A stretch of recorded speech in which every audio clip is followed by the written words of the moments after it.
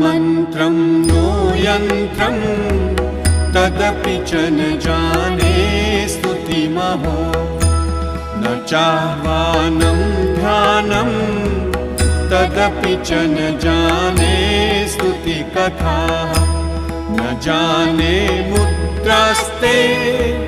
तदपि च न जाने विलपनम्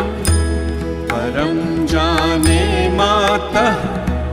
त्वदनुसरणं क्लेशहरणं विधेरज्ञानेन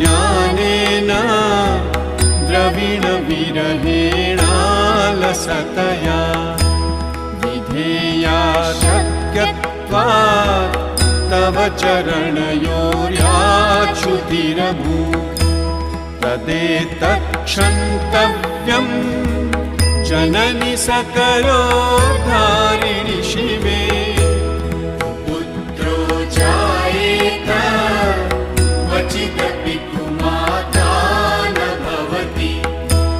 पृथिव्यां पुत्रास्ते जननि बहवः सन्ति सरलाः परं तेषां मध्ये